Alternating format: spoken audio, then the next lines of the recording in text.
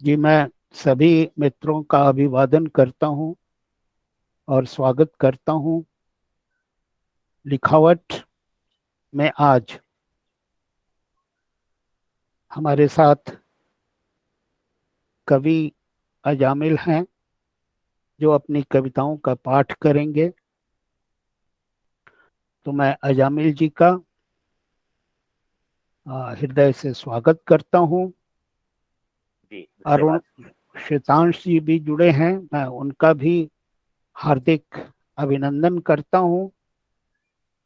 आ, आज छुट्टी का दिन नहीं है, फिर भी अरुण जी आए। दोस्तों, अजामिल कोई नया नाम नहीं है, सुपरिचित नाम है। फिर भी हम अपने मेहमान कवि के बारे में दो शब्द लिखावट के श्रोताओं और दर्शकों के लिए कहना चाहूंगा।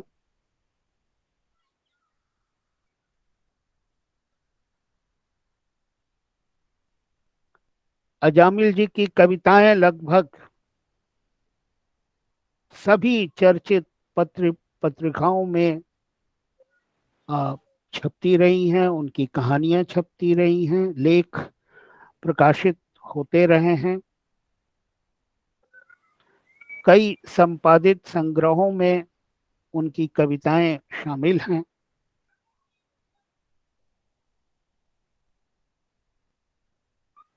कविता संकलन है औरतें जहां भी हैं।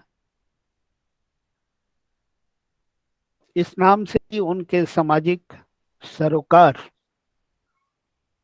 समझ में आते हैं। लेकिन आप एक ही विधा में काम करने वाले व्यक्ति नहीं हैं। आपकी बहुमुखी प्रतिभा के हम लोग कायल हैं। आप चित्रकला में भी हैं, आप चित्रकला में भी हैं,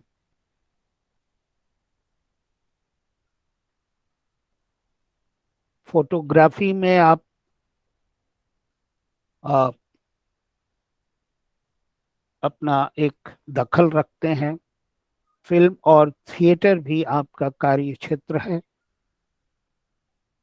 बाल साहित्य में भी आपने लिखा है।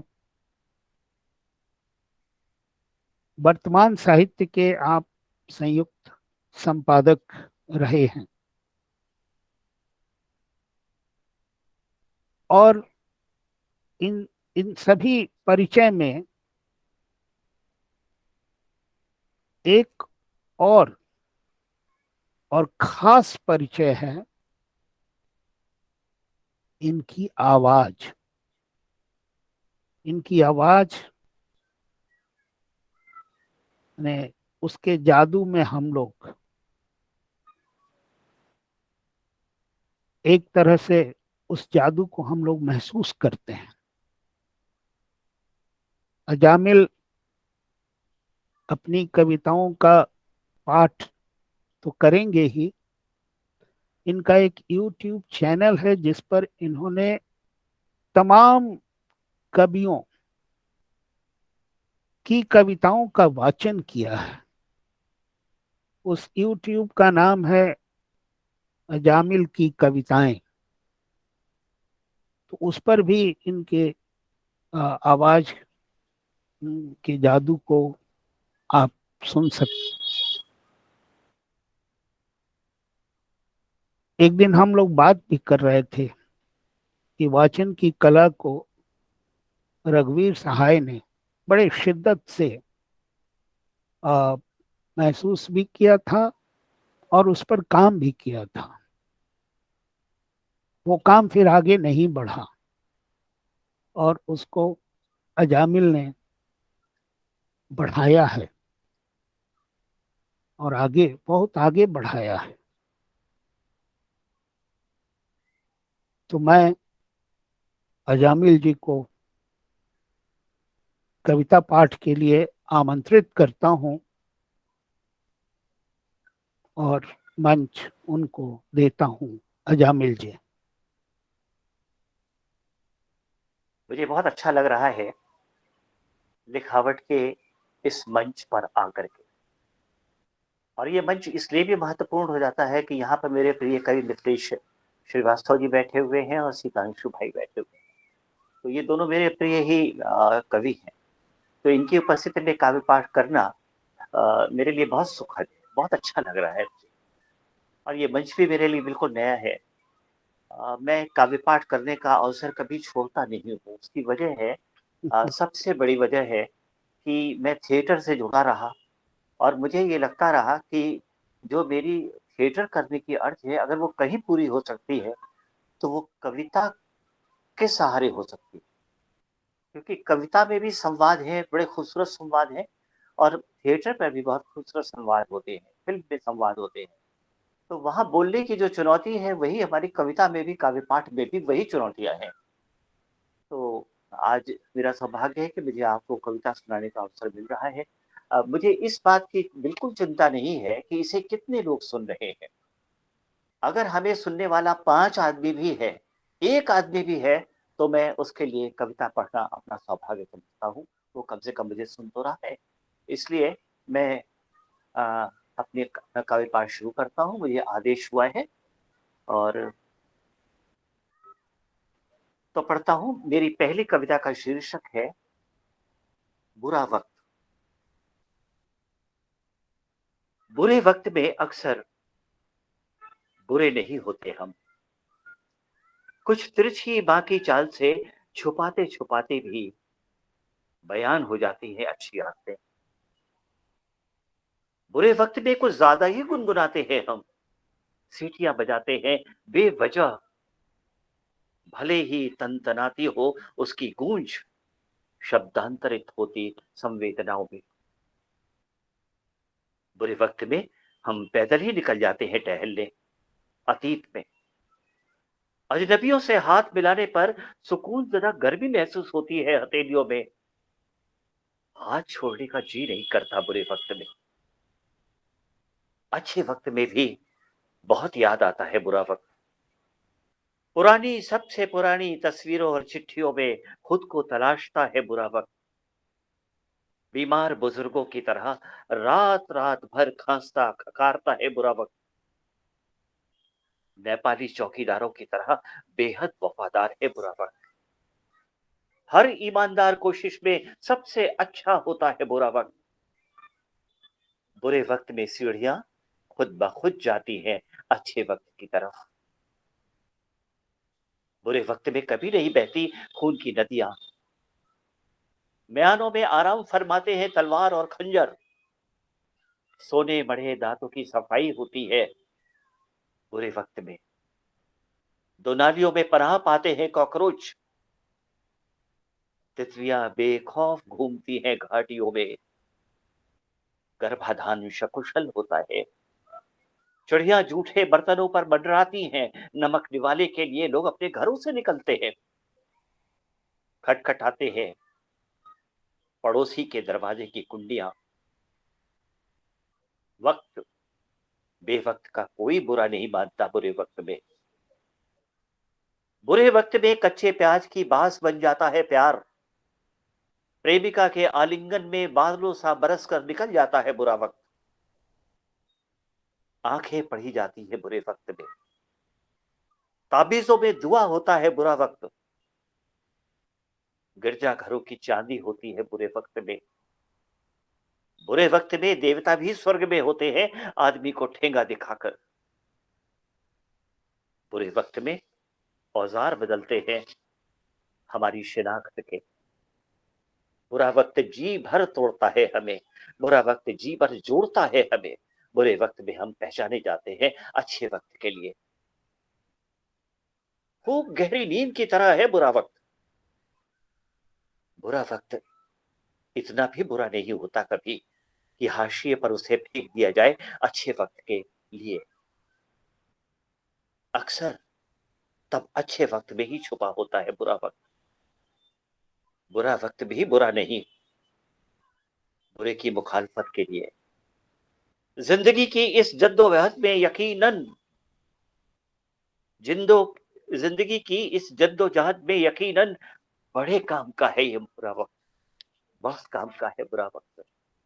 बुरे वक्त में अक्सर बुरे नहीं होते हम, कुछ तिरछी बाकी चाल से छुपाते छुपाते भी बयान हो जाती है अच्छी आदतें।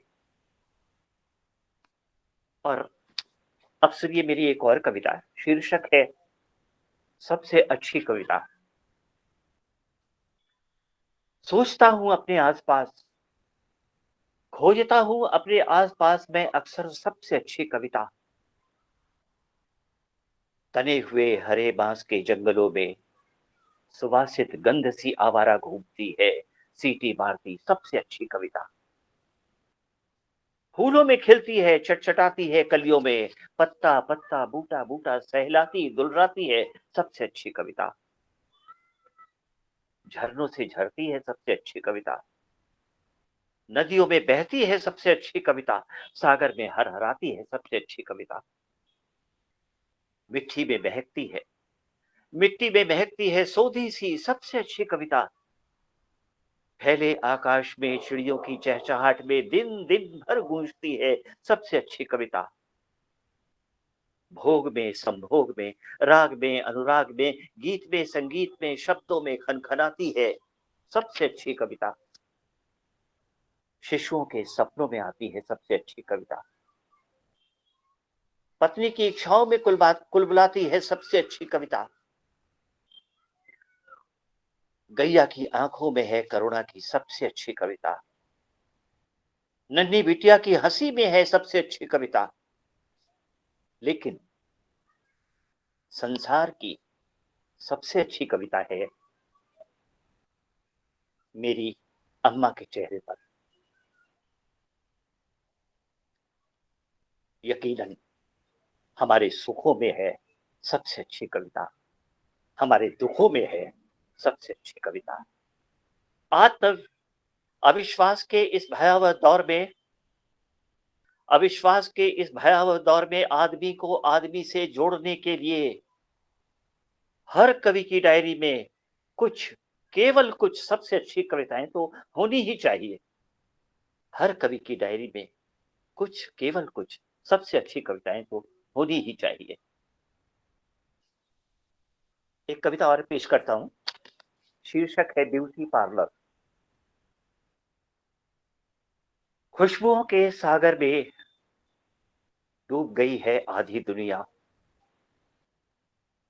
शानदार सिंहासनों में गहरे तक धंसी है, खाई अघाई बेफिक्र बेबात हंसती खिलखिलाती औरतें महारानियों की तरह। कहीं कोई डर नहीं मर्दों की आंखों का उन्हें, मुलायम तौलियों से ढकी है उनकी काया। बदले जा रहे हैं उनके चेहरे, आत्माएं बदली जा रही हैं, त्योरियां बदल रही हैं औरतें मर्दों की दुनिया में मुकाबले के लिए। त्वचा बदल रही है, देह को सौंपी जा रही है ताजगी, वो संवर रही है मौसम में बसंत घोलने के लिए। नाक नक्श तीखे किए जा रहे हैं भावी युद्ध की तैयारी में। मुस्कुराहट कायम रहे तकलीफों के बीच भी, होठों को दी जा रही है लालिमा लिप ग्लॉस के साथ। मुस्कुराहट कायम रहे तकलीफों के बीच भी, होठों को दी जा रही है लालिमा लिप ग्लॉस के साथ। अपनी ही उम्र से लड़ रही हैं औरतें, बेदाग बनी रहने के लिए असलियत छुपाई जा रही है नकली चेहरों के पीछे। लंबे बालों के बवाल से मुक्त हो रही हैं औरतें, कैंचियां खूबसूरती से सेंसर कर रही हैं उनकी इच्छाएं। कटीली आंखों को सिखाई जा रही है चालाकियां, सौंदर्य प्रसाधनों की भीड़ में खोती जा रही है औरतें, सौंदर्य प्रसाधनों की भीड़ में खोती जा रही हैं औरतें। वातानुकूलित कमरे में दयनीय चीख की तरह है सजती संवरती औरतों की हंसी। वातानुकूलित कमरे में दयनीय चीख की तरह है सजती संवरती औरतों की हंसी। जैसे दम तोड़ती कोई कामना, जैसे कोई अनुष्ठानिक प्रार्थना आजादी के लिए। जैसे दम तोड़ती कोई कामना, जैसे कोई अनुष्ठानिक प्रार्थना आजादी के लिए। और अब प्रस्तुत है एक कविता और शीर्षक है बाबूजी की चिट्ठियां।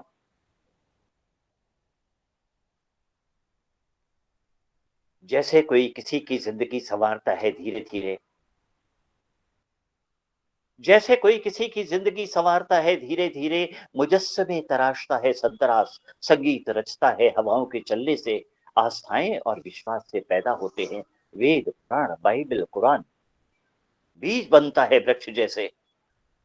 वैसे ही किसी अज्ञात पीड़ा से गुजरकर चिट्ठियां लिखा करते थे बाबूजी, एक कलाकार की तरह।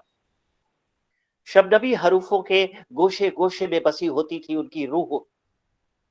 कहाँ जाना है, कहाँ मुड़ना है, कहाँ रुकना है, बताते थे ऐसे जैसे कोई भटके हुए को बताए रास्ता। प्रिय से शुरू होकर तुम्हारे बाबूजी तक आशीष बरसता था मूसलाधार उनकी चिट्ठियों में। भीग जाता था रोम रोम उनके प्यार दुलार से, चिट्ठियों में सांस लेते थे बाबूजी।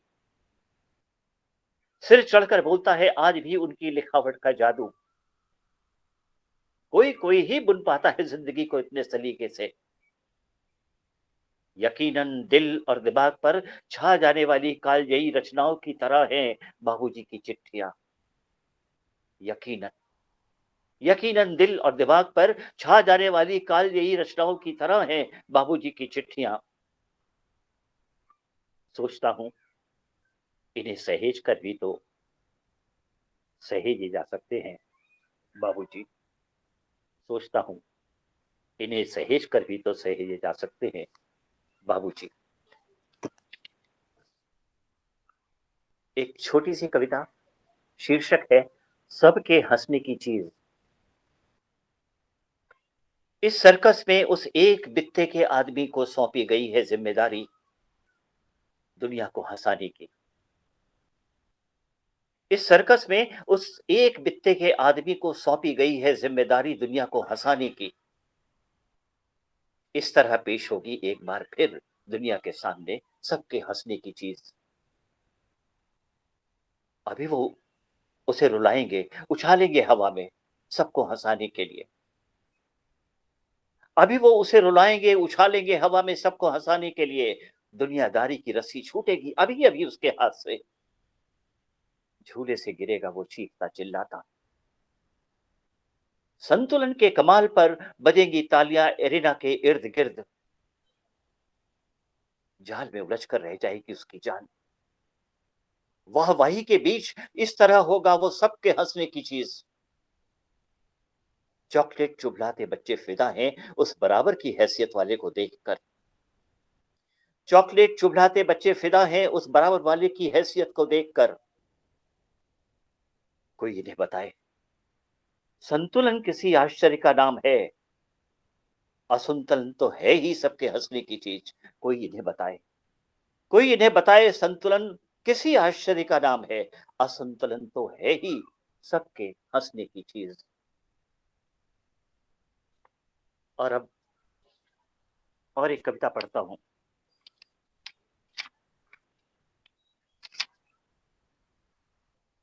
शीर्षक है ईर्षा। जब मन और आत्मा शामिल होते हैं किसी उत्सव में,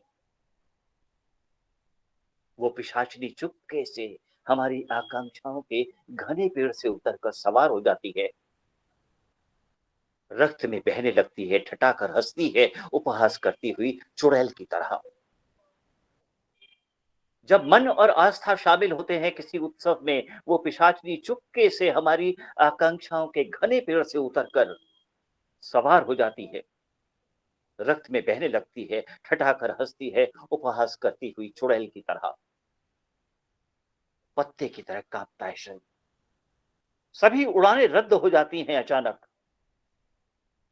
बड़ी कुत्ती चीज है कमबख्त, न घर की न घाट की, हजार इच्छाएं ठाठ की, सुलगती है परत दर परत, जैसे जलती है राख के नीचे आग, आंख मिचमिचाते हुए। बड़ी कुत्ती चीज है, बड़ी कुत्ती चीज है। कमबख्त न घर की न घाट की, हजार इच्छाएं ठाठ की, सुलगती है परत दर परत, जैसे जलती है राख के नीचे आग, आंख मिचमिचाते हुए। राजवीर की आपा है, मंथरा की चाची, जरा सा मौका मिला कि पग घुंघरू बांध मीरा नाची। रानी महारानी सब उसके ठेंगे पर, सत्य की मुखालफत में नपुंसक आंदोलन है नामुराद। गुप्त रोग से भी घातक है ससुरी, अवैध संबंधों का दस्तावेज एड्स से भी ज्यादा खतरनाक। इसकी मोहब्बत में जो फंसा बस समझो गया काम से। जब मन और आत्मा शामिल होते हैं किसी उत्सव में, वो पिशाचिनी चुपके से हमारी आकांक्षाओं के घने पेड़ से उतरकर सवार हो जाती है, रस में बहने लगती है, ठठाकर हंसती है, उपहास करती हुई चुड़ैल की तरह, उपहास करती हुई चुड़ैल की तरह। एक और कविता मैं पढ़ रहा हूं, उसका शीर्षक है आत्मीय बोध।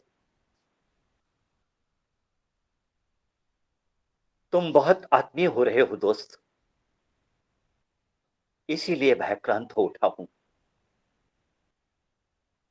अक्सर ऐसा हुआ है कि मैं रंग बिरंगे सपने देखता कछुए की पीठ पर बैठ ग्लोब नापने का साहस कर बैठा हूं। कभी गर्दन खा गया है कछुआ, और मैं सपनों को बिखरता निराकार होता देख जड़ हो गया हूं उसकी पीठ पर। तुम बहुत आदमी हो रहे हो दोस्त, इसीलिए भयक्रांत हो उठा हूं। अक्सर ऐसा हुआ है जबकि मैं रंग बिरंगे सपने देखता कछुए की पीठ पर बैठ ग्लोब नापने का साहस कर बैठा हूं। तभी गर्दन खा गया है कछुआ, और मैं सपनों को बिखरता निराकार होता देख जड़ हो गया हूं उसकी पीठ पर। कभी कभी वो मुझे नायक बनाकर ले गए हैं, कभी कभी वो मुझे नायक बनाकर ले गए हैं और भीड़ में अकेला छोड़कर भाग आए हैं नजर बचाकर। मैं अकेला प्रतीक्षा करता ही रह गया हूं, वो मेरे दोस्त हैं, मेरे हितैषी। इसीलिए ये आत्मीय इसीलिए ये आत्मीय बोध लगा कि तुम में एक नदी है जो सूख जाएगी, मुझ में एक संशय है जो मुझे ही खा जाएगा। कहीं कुछ भी नहीं, सिवा अपने खोखलेपन को मृग मरीचिका दिखाने के। एक हवा है जो कमरे में एक दरवाजे से दाखिल हुई है, दूसरे दरवाजे से निकल जाएगी। बस एक शून्य रह जाएगा मेरे और तुम्हारे बीच। परिचय के नाम पर परिचय पत्र खो रहे हैं परिचय सामर्थ्य। हर अपना पराया, और पराया लगता है आदमी की गंध से परे। जोड़कर बात करने की स्थिति हो गई है काले धंधे का रहस्य। प्रपंच की आग जो जला रही है हमें हमारे अस्तित्व के साथ। हाँ, अलग से मैं भी एक कछुआ हूं। हाँ, अलग से मैं भी एक कछुआ हूं। मौसम के धुएं को नकारने के लिए अपनी ही गर्दन खा लूंगा। पैरों को समेट कर बन जाऊंगा निरर्थक। माफ करना मेरी बेअदबी, मैं भयक्रांत हो उठा हूं। तुम आदमी हो रहे हो, बेहद आदमी है। तुम बहुत आदमी हो रहे हो दोस्त, इसीलिए भयक्रांत हो उठा हूं, इसीलिए भयक्रांत हो उठा हूं। कुछ अलग तरह की कविताएं पढ़ रहा हूं। इसका शीर्षक है कबाड़। कबाड़ में मिली सबसे ज्यादा काम की चीजें, रफ्ता रफ्ता इतिहास बनती धूल में सनी। कबाड़ में मिली सबसे ज्यादा काम की चीजें, रफ्ता रफ्ता इतिहास बनती धूल में सनी। वो पारंपरिक चीजें हमारी स्मृतियों से खिसक कर कब बाहर हो गई पता ही न चला। कोई ऐसे ही तो इतिहास बनता है, जरूरतों से लड़ता हुआ। कबाड़ में मिली हमें एक चारपाई खस्ता हाल, डबल बेड की हैसियत में आने से पहले मैं जिस पर सोया करता था नींद भर। एक मेज थी तीन टांगों वाली, एक मेज थी तीन टांगों वाली। विकलांग होने पर मैंने उसे ढकेल दिया था अंधेरे में मुख्य धारा से बाहर। दबे कुचले लोगों की तरह वो एक ओर पड़ी थी, चीखते चिल्लाते हुए अस्वीकृत समाज में। जरूरी मानकर खरीदी गई गैर जरूरी किताबों का अंबार मिला कबाड़ में। पिताजी और माताजी की तस्वीरें मिली। दीवारों पर जगह न होने के कारण हमने उन्हें भी सहेज दिया था कबाड़ में। हमारी रंगीन दुनिया से दुखी दुर्भाग्य से लड़ता हुआ कबाड़ में बरामद हुआ परंपरावादी एक ब्लैक एंड व्हाइट टीवी। ढेर सारे बर्तन भी थे कबाड़ में। ढेर सारे बर्तन भी थे कबाड़ में। अमृत पीकर पृथ्वी पर आसन जमा कर बैठे प्लास्टिक ने बेदखल कर दिया था उन्हें। पड़े हुए थे अस्वीकृत बेजार। एक गुड़िया थी। एक गुड़िया थी, एक गुड्डा भी नक्कटा अंग भंग, लेकिन उसकी हंसी में अपना बना लेने वाला जादू मौजूद था अभी भी। साइकिल जैसी एक साइकिल भी थी वहां, जिस पर बैठकर मैंने कई बार किया था अपनी दुनिया का सफर। शीशियां थी, बोतलें थी, मेरे होश खो देने के वक्त की चश्मदीद गवाह। डिब्बे थे, कनिस्टर थे, ढेर सारे, बहुत काम के थे सबके सब। सभी में रखी जा सकती थी काम की चीजें। लोगों से मिले प्रेम उपहारों के कबाड़ के नीचे मिले कई एक इस्तेमाल किए गए टूथब्रश। लोगों से मिले प्रेम उपहारों के कबाड़ के नीचे मिले कई एक इस्तेमाल किए गए टूथब्रश। दांतों की चमक बरकरार रखने वाले ये औजार मुझे उपयोगी लगे कुछ और चमकाने के लिए। कबाड़ मेरी पूंजी है। कबाड़ कभी नहीं होता कबाड़। कबाड़ एक जिंदा एहसास है हमारी गौरवमयी यात्रा का। सहेजो सहेजो कबाड़ ज्यादा काम का है नए के बरक्स। सहेजो कबाड़ ज्यादा काम का है नए के बरक्स।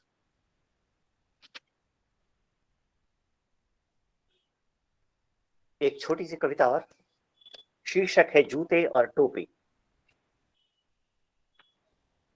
चापलूसी के लिए दाखिल हुए चाटुकार सबसे पहले मुखालफत की जूतों ने। रुक गए ठिठक कर पैरों से निकाले जाते ही एकजुट हो गए दरवाजे पर। इनकार किया उन्होंने धूल चाटने से। चापलूसी के लिए दाखिल हुए चाटुकार सबसे पहले मुखालफत की जूतों ने रुक गए ठिठक कर पैरों से निकाले जाते ही एकजुट हो गए दरवाजे पर। इनकार किया उन्होंने धूल चाटने से। सिर चढ़ी टोपियां गई साथ। सिर चढ़ी टोपियां गई साथ इसीलिए उछाली गई भरे दरबार में। फर्शी सलाम बजाते हुए गिरी कई कई बार उनके कदमों पर। खुददार थे मुई खाल के जूते जो डटे तो डटे रहे अंत तक। हिन हिनाती रही टोपियां राजा साहब की हाँ में हाँ मिलाकर चापलूसी के लिए जब दाखिल हुए चाटुकार।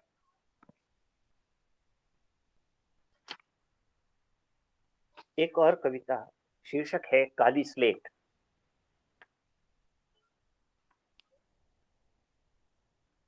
समय एक काली स्लेट की तरह था और वर्तमान के अय्याश रंग भोगते कुछ भोथरे लोग अपनी गलीज आकांक्षा के फ्रेम में उसे कस रहे थे। तभी तपती दोपहर के सनसनाते एकांत में मैंने उस पर एक शब्द लिखा, भूख।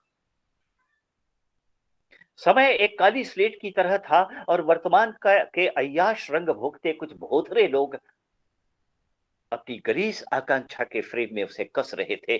तभी तपती दोपहर के सनसनाते एकांत में मैंने उस पर एक शब्द लिखा, भूख।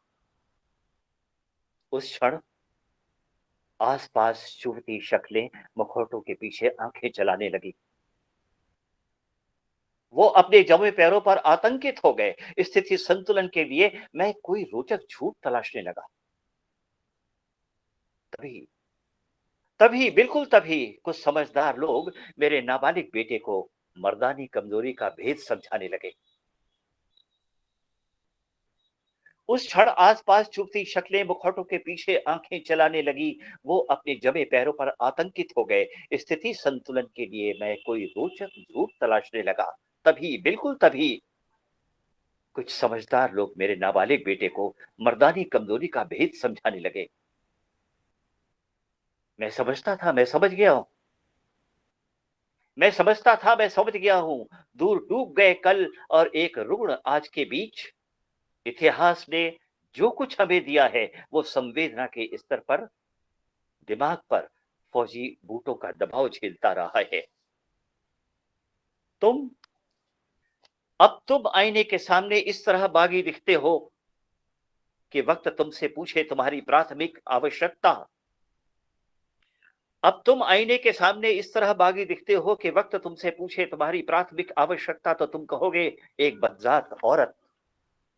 और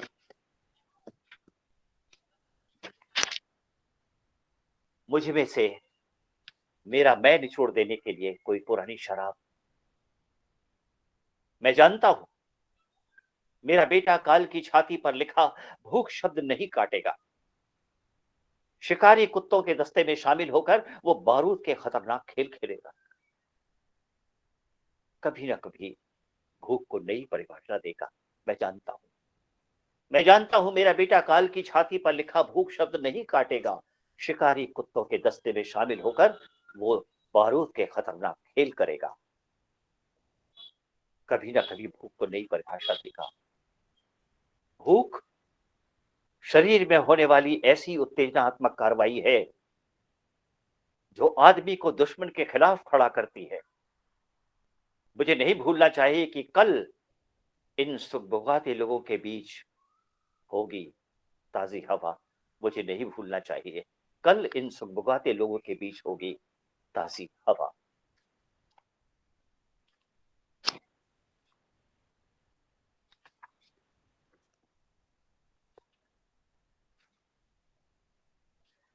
एक और कविता है छोटी सी, सुनिए। शीर्षक है परिंदे। उड़ान पर है परिंदे, कांपती ठिठुरती हवा की ताल लय पर परिंदे गा रहे हैं आजादी के गीत। क्या देश क्या परदेश। जल की सतह से बूंद बूंद पानी चूमते परिंदे एक कुल एक कुटुंब है पृथ्वी के भूगोल को नापते हुए। उड़ान पर है परिंदे, उड़ान पर है परिंदे, कांपती ठिठुरती हवा की ताल लय पर परिंदे गा रहे हैं आजादी के गीत। क्या देश क्या परदेश। जल की सतह से बूंद बूंद पानी चूमते परिंदे एक कुल एक कुटुंब है पृथ्वी के भूगोल को नापते हुए। कभी नष्ट नहीं होगा उनका संघर्ष। इच्छाओं के अनंत आकाश में शब्दातीत है उनकी उड़ान। नदियों की अतल गहराइयों में प्रतिबिंबित होती है उनकी गूंज। मासूम पारदर्शी परिंदे लिखेंगे उगते सूरज की कहानी। अंधेरा बरसने से पहले दूर कहीं अदृश्य में गायब हो जाएंगे परिंदे। भोर में उनके लौटने की उम्मीद तैरती रहेगी पानी पर पूरी रात। कभी नष्ट नहीं होगा उनका संघर्ष। इच्छाओं के अनंत आकाश में शब्दातीत है उनकी उड़ान। नदियों की अतल गहराइयों में प्रतिबिंबित होती है उनकी गूंज। मासूम पारदर्शी परिंदे लिखेंगे उगते सूरज की कहानी। अंधेरा बरसने से पहले दूर कहीं अदृश्य में गायब हो जाएंगे परिंदे। भोर में उनके लौटने की उम्मीद तैरती रहेगी पानी पर पूरी रात। घने कोहरे में कहां चले जाते हैं परिंदे, कोई नहीं जानता। घने कोहरे में कहां चले जाते हैं परिंदे, कोई नहीं जानता। जैसे कोई नहीं जानता कि लंबी नींद में जाने के बाद देह छोड़कर कहां चली जाती है आत्माएं, कोई नहीं जानता। उड़ान पर हैं देह परिंदे, उड़ान पर हैं देह परिंदे। जीवन की नाव पल प्रतिपल बढ़ रही है धीरे धीरे। परिंदे चीख रहे हैं और कोई ताकत उनके साथ खेल रही है मन बहलाने वाला खेल। उड़ान पर हैं देह परिंदे। जीवन की नाव पल प्रतिपल बढ़ रही है धीरे धीरे, परिंदे चीख रहे हैं और कोई ताकत उनके साथ खेल रही है, मन बहलाने वाला खेल। उड़ान पर हैं परिंदे।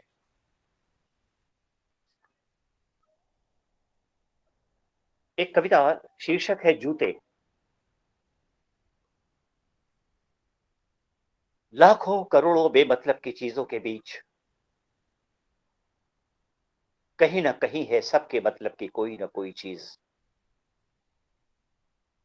लाखों करोड़ों बेमतलब की चीजों के बीच कहीं ना कहीं है सबके मतलब की कोई ना कोई चीज। परंपराओं के इतिहास में घटती बढ़ती रही है पैरों की नाप, लेकिन जूते जहां थे वहीं है आज भी। जूते कहीं भी रहे, कभी नहीं भूलते अपनी औकात को। चाल से चाल चलन तक अकड़ नहीं छोड़ते जूते। अमीरों के पैरों में जूते प्रतिष्ठा हैं, बेहिसाब लतियाए जाते हैं गरीबों के पैरों में। लाजवाब निष्ठा के प्रतीक है जूते। कितने भी बदरंग क्यों ना हो जाएं, साथ नहीं छोड़ते पैरों का। सिलाई खुले या फट जाए, जूते ठीक की तरह मुंह खोलकर हंसते हैं जमाने पर। आरक्षण जीवी दलित जूते। जूते लामबंद हो रहे हैं टोपियों के खिलाफ। आरक्षण जीवी है दलित जूते। जूते लामबंद हो रहे हैं टोपियों के खिलाफ। जूते चरमरा रहे हैं, चू चू कर रहे हैं जूते। जूते काटने लगे हैं, पैरों में गड़ रहे हैं जूतों के पहने दांत। जूते बदल रहे हैं अपनी चाल, राजनीति में दामाद की तरह पूजे जा रहे हैं जूते। वो वक्त जल्द आएगा जब दुनिया देखेगी जूतों का कमीनापन।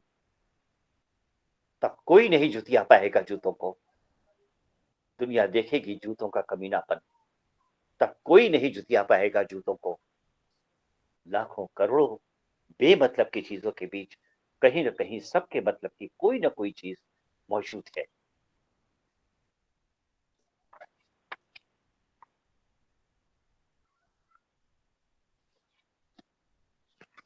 एक कविता और पढ़ता हूं, शीर्षक है चीता।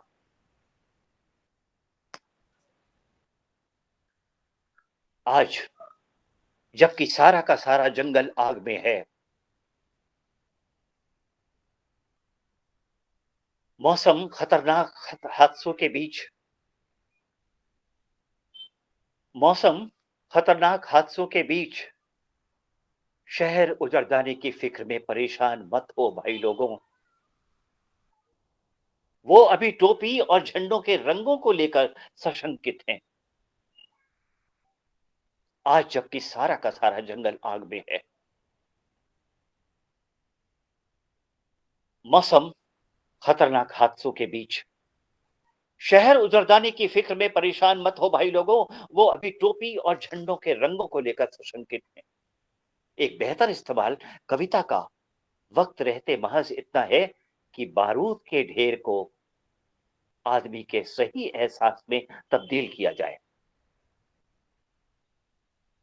वो जो बेहद टूट गए हैं, वो जो बेहद टूट गए हैं, गवाही में बार बार पुकारे जाने वाले कैदी की तरह जरूरी मानकर 5 साल खुराक पर जिंदा रखे जा रहे हैं।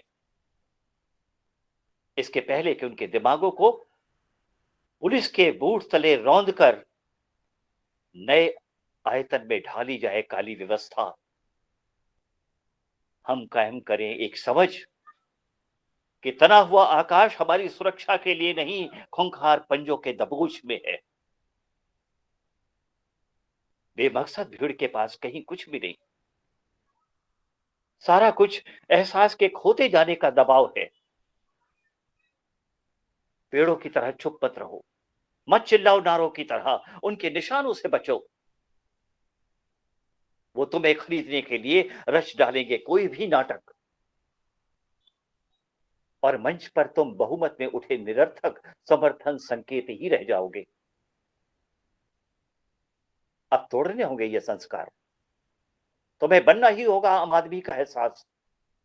किस कदर यहां जादूगरी चल रही है, किस कदर यहां जादूगरी चल रही है, और तुम अपने ही घर में खो रहे हो अपनी पहचान। कभी भी वक्त की संगीन तुम्हारे चूथड़ों में घुसड़ी जा सकती है। चिल्लाने से पहले तुम्हारे मुंह में ठूसी जा सकती है भूख। वो तुम्हारी बीवी की तरह कर डालेंगे इस्तेमाल। तुम्हारी स्कूल जाने वाली बच्ची का कौन जाने कब वो तुम्हारी बीवी की तरह कर डालेंगे इस्तेमाल। तुम्हारे भाई को बना देंगे खुफिया जासूस। ये देश अब जादूगरों के हाथ में है। बदलो, सही एहसास में बदलो मेरे भाई। तुम धीरे धीरे जहर पीने की प्रक्रिया में हो, इस दम घोटू अंधेरे में, जबकि बाहर तूफान के आसार हैं। अपनी आवाज को पहचानो और शिकार पर जाने से पहले अपने घरों को बदल दो कारतूस के कारखाने में। वो दिनों दिन हो रहे हैं देशद्रोही। वो दिनों दिन हो रहे हैं देशद्रोही। उनकी मुखालफत के लिए तुम्हें बनना ही होगा बेहद चालाक चीता। उनकी मुखालफत के लिए तुम्हें बनना ही होगा बेहद चालाक चीता। टाइम हो गया हो तो मैं रुक सकता हूं।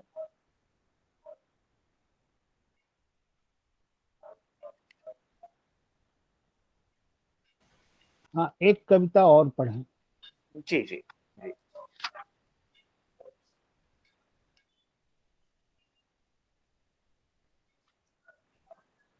इसका शीर्षक है चुगली करता है चेहरा।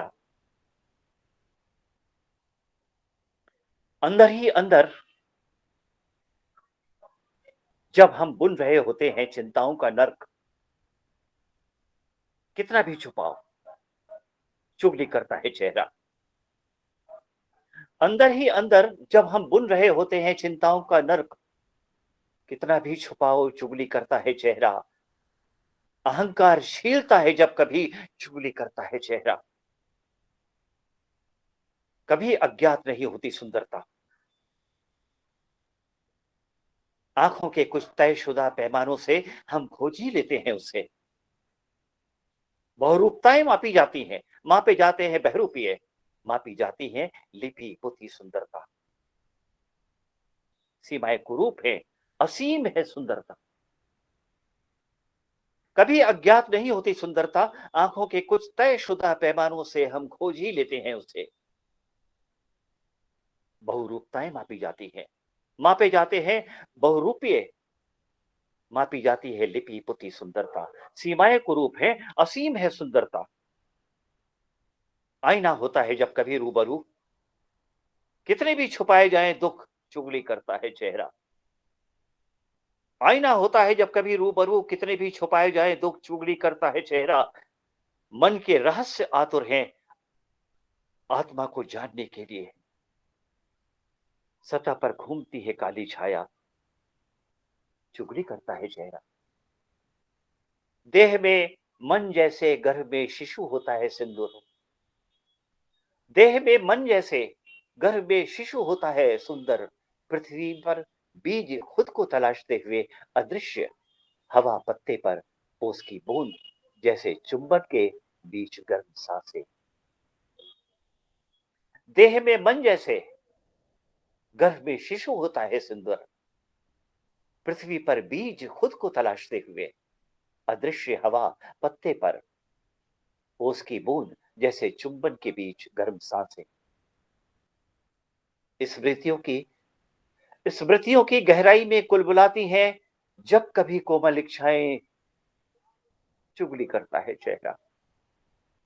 स्मृतियों की गहराई में कुलबुलाती हैं जब कभी कोमल इच्छाएं चुगली करता है चेहरा। अनंत शांति में जहां तक देखा जा सकता है और नहीं भी, बदल रहा है चेहरा, शरीर, घर और वस्त्र। अनंत शांति में, अनंत शांति में जहां तक देखा जा सकता है और नहीं भी, बदल रहा है चेहरा, शरीर, घर और वस्त्र। सब कुछ चाहिए बस एक चिर परिचित ग्रीन रूम नाटक से पहले कि हमारे भीतर जागे कोई खलनायक, कि हमारे भीतर जागे कोई खलनायक जब कभी चुगली करता है चेहरा। अंदर ही अंदर जब हम बुन रहे होते हैं चिंताओं का नर्क, चुगली करता है चेहरा, चुगली करता है चेहरा। और मैं एक छोटी सी कविता में पढ़ के इसको समाप्त करता हूँ। जी जी। कविता का शीर्षक है अचार। हर पल बेस्वाद होती जा रही दुनिया को स्वाद से जोड़ने के लिए ही बना है अचार। हर पल बेस्वाद होती जा रही दुनिया को स्वाद से जोड़ने के लिए ही बना है अचार।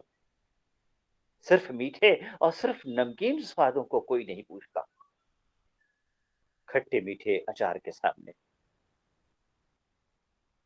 जीभ पर धीरे धीरे फैलता पसरता है अचार का साम्राज्य। जीभ पर धीरे धीरे फैलता पसरता है अचार का साम्राज्य। ढेर सारे स्वादों के बीच कहीं एक कोने में दुबका होता है अचार। सीने में आग लिए हुए ढेर सारे स्वादों के बीच कहीं एक कोने में दुबका होता है अचार। सीने में आग लिए हुए चटकारों में बदलता अचार बेस्वाद की मुखालफत में एक मुहिम है। चटखारों में बदलता अचार बेस्वाद की मुखालफत में एक मुहिम है। अचार को बचाना है। अचार है। अचार है ही स्वाद के लिए। अचार को बचाना है। अचार है ही स्वाद के लिए। बहुत बहुत शुक्रिया आप सबका। बहुत बहुत शुक्रिया। तो आप सुन रहे थे कवि अजामिल को, जिन्होंने कई कविताएं सुनाई। और दुख का अचार भी होता है, इनकी कविताओं से हमें पता चलता है।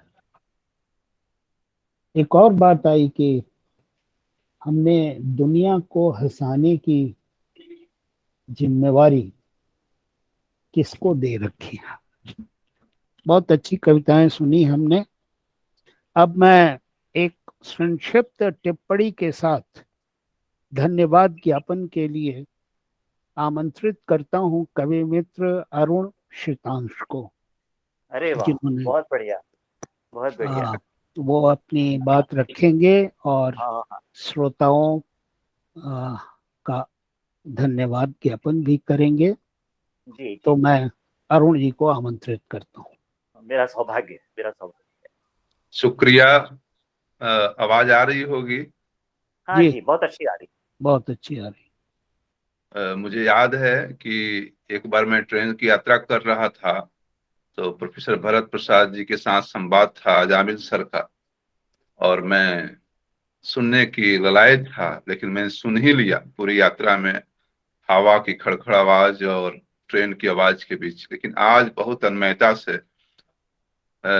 इन कविताओं का श्रवण किया।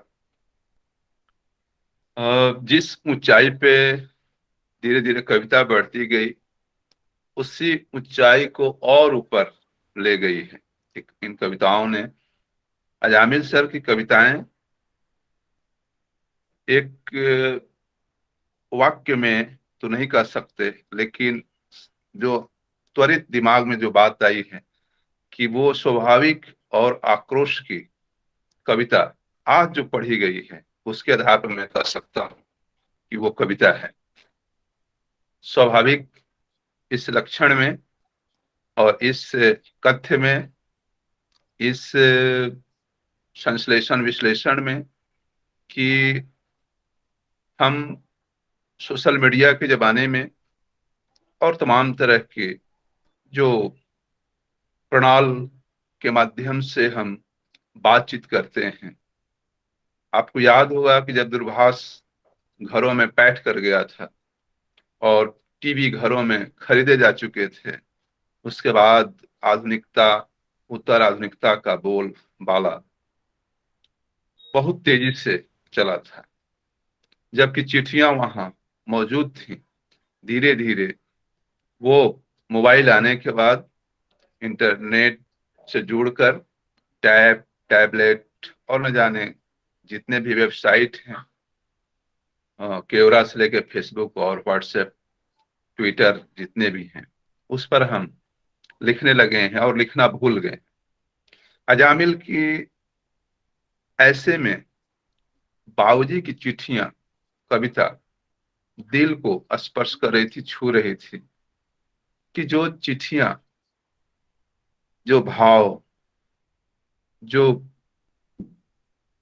हृदय से और जिस भावना से, भावावेग से भी अपनी स्थिति को, परिस्थिति को, इस वातावरण को लिखने की ललायत थे, कोशिश करते थे, लगता था कि आंसू से लिख रहे हैं। तो चिट्ठियों को सुंदर सुंदर अक्षरों में बाबूजी लिखते थे। वो एक स्वप्न जैसा होता जा रहा है। अब हमारे बच्चे नहीं देखते कि मेरे बाबूजी, मेरे पापा किस तरह से चिट्ठियां लिखते हैं।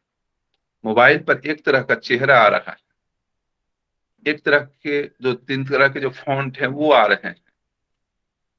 फॉन्टों से गुजरते हुए वो समय था। हर एक आदमी की चिट्ठियां अलग अलग राइटिंग में लिखी जाती थी। और मुझे याद है कि जो गांव की औरतें पढ़ी नहीं होती थीं, वो डाकिया से चिट्ठियां पढ़वाती थी, बहुएं पढ़वाती थी। मेरे हस्बैंड बॉर्डर पर हैं, जरा डाकिया बाबू चिट्ठी पढ़ दो। उसका एक विस्तार ये हुआ कि जो फैमिली में एजुकेटेड लोग थे, साक्षर लोग थे, उनके बच्चे देखते थे कि हमारे पिता, बाबूजी, पापा किस तरह से चिट्ठियां लिखते हैं, कितने सुंदर हैंड राइटिंग में लिखते थे। वो सब चीज धुल गया। सारा काम प्लास्टिक बोध वाले दिमाग से संचालित हो रहे हैं। ऐसे में ये कविताएं, इस तरह की कविताएं हमें, जितनी भी अभी कविताएं आई हैं उसमें श्रेष्ठ कविता बाबूजी की चिट्ठियां लगी। और सबके हंसने की चीज, ईर्ष्या, काली स्लेट, आत्मीय बोध, कबाड़, जूते, परिंदे, चुगली का चेहरा, इन कविताओं को मैंने बहुत ध्यान से सुना। बीच में जो आक्रोश थी, चाहे वो हंसने के लेकर हो, ईर्ष्या को लेकर के हो, अच्छा एक बात और बीच में भूल गया, कबाड़ को लेकर के। बहुत सारी ऐसी चीजें होती हैं, छोटी छोटी चीजें जो जीवन को बहुत महत्वपूर्ण बनाती हैं और वो संतुलित करती हैं। वे चीजें गायब हो गई, कबाड़ ने ले लिया है। लेकिन आपकी जो खुशियां थी छोटी चीजों में, वो कहाँ है? वो छोटियां खुशियां वो नहीं है। तो सबसे बड़ी विशेषता है अजामिल सर का इस कविता में होना, अनुभव का होना है। उनकी अनुभूति है, इन तमाम कविताओं में अनुभूति है, स्मृतियों से बनी हुई कविताएं हैं। अब मुझे याद आता है अरुण कमल की कविताएं, राजेश जोशी की कविताएं, कुछ नरेश सक्सेना की भी कविताएं, विजय कुमार की कविताएं, मिथिलेश श्रीवास्तव की अभी जो संग्रह आया है, रोती औरतें रोती हैं पहले, वो उनका संग्रह पढ़िए, उनकी कविताएं। और थोड़ा सा और ऊपर जाएं तो विनोद कुमार शुक्ल का भी, और थोड़ा ऊपर जाएं तो जो सबके हंसने की चीज, जैसे हंसे शब्द आता है वैसे ही रघुवीर सहाय की याद आती है। तो ये चीज जो है हंसी, वो भी एक अलग तरह का विषय बना करके, और कविता के माध्यम से, क्योंकि कविता में मैं ही नहीं, सब कोई एकेडमिक बातें हैं, मैं तो एकेडमिक बातें करता नहीं हूँ। कविता में है क्या? तीन चीज है, कंटेंट यानी कथ्य, संरचना यानी बनावट, भीव यानी दृष्टि। और खास बात यह है कि इन तमाम कविताओं में ये तीनों चीजें हैं। और मेरा मानना है, अरुण सितांश का मानना है कि एक कविता में दो चीज, दृष्टि और संरचना अगर ठीक ठाक है, क्योंकि दृष्टि होगी तो कथ्य आएगा ही। लेकिन जिसने रामचंद्र शुक्ल ने, आचार्य रामचंद्र शुक्ल ने, या जिसने भी ये परिभाषा दी तीन चीजों का लेकर के, उसके बावजूद दृष्टि और संरचना के आधार पर अगर अजामिल सर की कविताओं का हम पुनर्पाठ करें, उसका आख्यान प्रस्तुत करें, महाख्यान प्रस्तुत करें, तो समकालीन कविता का एक परिदृश्य बनता है। एक थिएटर का आदमी, एक चित्रकार, जिसकी ध्वनियां कानों को अच्छी लगती हैं, वो कविता में एक ध्वनि भी पैदा करते हैं। कविता में ध्वनि की कमी हो गई है, कविता में व्यंग की भी कमी हुई है हाल के दिनों में। पोएट्री में सटायर का होना बहुत जरूरी है, कविता में साउंड का होना जरूरी है।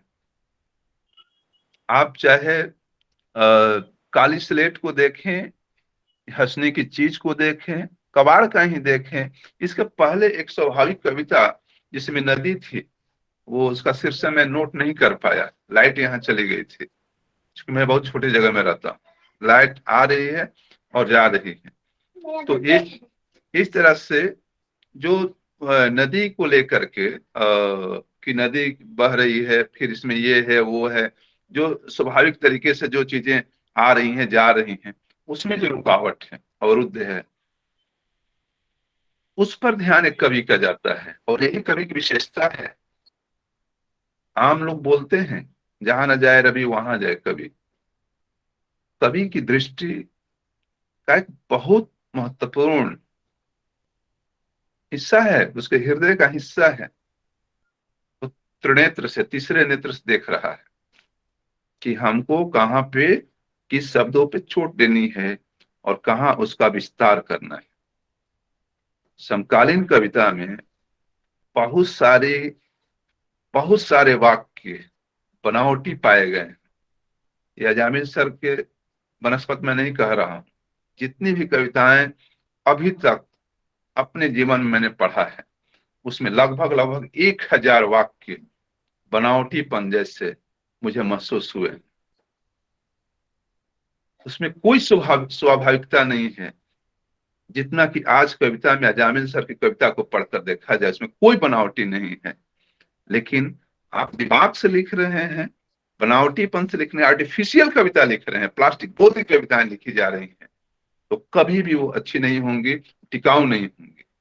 क्योंकि देखिए, मिथिलेश सर सबकी अपनी अपनी पसंद है, हमारी भी अपनी पसंद है। जैसे मैंने इन कविताओं में देखा तो बाबजी की चिट्ठियां मुझे अच्छी लगी। एक संपादक को अलग पसंद है, म्यूजिशियन को अलग पसंद है, एक आम पाठक को अलग पसंद है, थिएटर के आदमी को अलग पसंद है, एक डायरेक्टर को अलग पसंद है, सबकी अलग अलग पसंद है। लेकिन जो आम पाठक के बनस्पत, क्योंकि एक कवि में पाठक भी होता है, आलोचक भी होता है और लेखक भी होता है, तो अलग अलग त्वरा की, अलग अलग स्वाद की, अलग अलग भंगिमाओं की, अलग अलग कथ्य की दृष्टि से रची बसी कविताएं यहाँ पर जो मौजूद हैं वो और समकालीन कविताओं में मौजूद नहीं है। मैं खुलेआम बोल रहा हूँ, सभी के सामने बोल रहा हूँ, लिखावट जैसे बड़े मंच पे बात कह रहा हूँ कि आप 8वें दशक के बाद अब तक जो नए से नए रचनाकार लिख रहे हैं, उसमें 1000 से ऊपर वाक्य बकवास और बर्बाद वाले, जिसकी कोई आवश्यकता नहीं थी उन वाक्यों की। इतने अतिरिक्त शब्द, इतने अतिरिक्त वाक्य का प्रयोग किया गया है जिससे समकालीन कविता का नाश हुआ है। वैसे में अजामिल सर की कविताओं का पाठ करना चाहिए, समझना चाहिए, नए लेखकों को, हमको भी पढ़ना चाहिए। हमें क्या जरूरत थी अजामिल सर की कविता सुनने की, पढ़ने की? क्योंकि हमें सीखना है कि एक वय में आकर के एक रचनाकार कैसे लिख रहा है। मुझे देवेंद्र सत्यार्थी की याद आ रही है। हमने देवेंद्र सत्यार्थी को देखा, ये हम कह सकते हैं। हमने नागार्जुन को देखा, ये हम कह सकते हैं। केदारनाथ अग्रवाल को देखा, ये हम कह सकते हैं। तो जब हम ये सब चीज देख रहे हैं, जैसे हमारे बच्चे बोल रहे हैं कि हमने कोरोना को देखा, हमारे बच्चे नहीं देखेंगे, तो हम रचनाकार को देख रहे हैं जो जहां है किसी किसी न चीज को देख रहा है। हम मिथिलेश श्रीवास्तव को देख रहे हैं, हम अपनी पीढ़ी के लेखकों को देख रहे हैं। लेकिन देखने में एक अंदर एक चीज होती है, ये बार बार प्रश्न होता है दृष्टि बोध की। दृष्टि का बोध होना चाहिए। बोध बहुत बड़ी चीज है, गहरी चीज है, वो आस्था की चीज नहीं है। उसका एक जो अंतर वस्तु है, अंतर ज्ञान जो है, एक परत दूसरे परत से मिलते जुलते पीछे तक चले जाते हैं, वहां से अजामिल सर की कविता उठती है, एक छोटी सी चीज, जैसे गेंद को मारते हैं आकाश में खिल जाता है, दूर चला जाता है, पतंग नीचे है ऊपर छोड़ देते हैं, पतंग को आकाश में चला जाता है। कविता इस तरह से होनी चाहिए। कविता का एक दिशा जो है वो पागलपन की दिशा है, वो एक जगह स्थिर नहीं है, वो हजार गुणों से है। अगर इसी कविता को जितना पाठ किया गया उस कविता को रखा जाए तो हजार कोणों से हम इसको एनालिसिस सिंथेसिस कर सकते हैं, उसके कंटेंट को लेकर के घुमा फिरा करके उसका कंक्लूजन यही आएगा। इस समकालीन कविता में एक बहुत बड़ा अंशदान है अजामिल की कविताएं। मुझे तो बहुत आकर्षित किया, और मुझे जाना है थोड़ा मार्केट, तो मैं अभी और विस्तार से बोलता, फिर मार्केट बंद हो जाएगा तो फिर सब्जी ये वो सब चीज नहीं आ पाएगा, ये बात मन से मैं नहीं कर सकता। तो मैं नहीं नहीं क्षमा ही देखिए, चाहता हूँ, क्या आप कर सकता आपने जितना हूँ। मेरे के बारे में बोल दिया, बड़ी कृपा किया आपने, मुझे बहुत अच्छा लगा सुनकर, बहुत अच्छा लगा। और लिखावट का ये जो, धन्यवाद हाँ, बहुत अजामिल अच्छा सर आप, को, और जो हमारे श्रोता पाठक और लेखक जो जुड़े हुए हैं लिखावट मंच से, उनको मैं धन्यवाद ज्ञापित करता हूँ। स्पेशली अजामिल सर को, मिथिलेश श्रीवास्तव सर को। इतने इतने सारे एपिसोड चला है, महत्वपूर्ण बातचीत हुई इस मंच पर, आगे भी होने वाली है। जी एक बड़ी बात है कि लिखावट जैसे मंचों की जरूरत है। बिल्कुल है। अगर हम लिबरल होकर के, थोड़ा सा लिबरल होकर के हम लिखावट जैसे मंच पे बात करते हैं तो बहुत सारे रास्ते खुलेंगे, बहुत सारे लोग सीखेंगे। हमारे जैसे साधारण पाठक, साधारण लेखक सीखेगा उससे कि हमें आगे क्या करना है। हम तुलसीदास को कैसे पढ़ें आज के संदर्भ में, रसखान को कैसे पढ़ें, हम नदियों को कैसे देखें, हम पक्षियों को कैसे देखें, हम आकाश को किस तरह से देखें, धरती को किस तरह से देखें, परमाणु विस्फोट को किस तरह से देखें, युद्ध को कैसे देखें, हमें कवि को कैसे देखें, हम कवि की दृष्टि को कैसे देखें, उसका दिल क्या सही। कहता है। ये हमारा कर्तव्य है, हमारी जिम्मेवारी है। ये कोई सरकार नहीं कहने आती है कि आप देखो, ये आपका देखना कर्तव्य है। एक बड़े शायर थे कुमार नयन, मर गए, अभी एक किताब आ रही है जहां कोई कबीर जिंदा है, न्यू वर्ल्ड पब्लिकेशन से किताब आ जाएगी अगले महीने। उन्होंने एक सोशल मीडिया से बहुत दूर रहे वो, उन्होंने एक वाक्य लिखा, दो वाक्य मतलब शायरी की, उसमें बहुत सारे, क्योंकि मुझे याद है वो, देखने की बात पर मैंने कहा कि धूल में कभी, कीचड़ में भी चलकर देखो, एक और दुनिया है, जरा बाहर निकल कर देखो। क्या बात है, क्या बात है। तो बाहर निकलने की कोशिश करिए, बिल्डिंग से 50 45 बिल्डिंग, 45वां बिल्डिंग, 47वां, 1000वां बिल्डिंग, और जो महानगर के जो आपाधापी माहौल है, उसका असर गांव पर बहुत तेजी से हो रहा है। गांव के लोगों को भी बाहर निकल कर देखना चाहिए। हम गांव के लोगों से भी प्रार्थना करते हैं और शहर के लोगों से भी करते हैं। हम लोग ज्योग्राफी के छात्र हैं, इसलिए हम बोलते हैं अर्बन और रूरल। हम्म, उसमें एक शब्द होता है रर्बन, RURBAN, न शहर है न देहात। उनको भी निकल कर देखना चाहिए कि हमारी कविता, हमारी कहानी, उपन्यास, यात्रा वृतांत, संस्मरण, डायरी लेखन, पत्र लेखन कहाँ है आज की स्थिति में, 21वीं सदी में कहाँ है। ये हमारी रिस्पॉन्सिबिलिटी है, जिम्मेवारी है। इतनी छोटी सी मुंह और छोटी छोटी बातें मैंने कहने की कोशिश की। मिथिलेश सर का मैं सर्वाधिक धन्यवाद ज्ञापित करता हूँ, नमस्कार करता हूँ। अजामिल सर को नमस्कार करता हूँ, चरण स्पर्श करता हूँ, जो नहीं हमें मैं और भी अच्छी कविताएं पढ़वाएं। मैं भी मिथिलेश भाई सिर्फ का बहुत आभारी हूँ, बड़ी कृपा किया सिर्फ उन्होंने मिथिलेश सर बात तो लिखावट पर सर मुझे। को कहना है, हाँ, कहें मिथिलेश सर, समापन आप कर दें।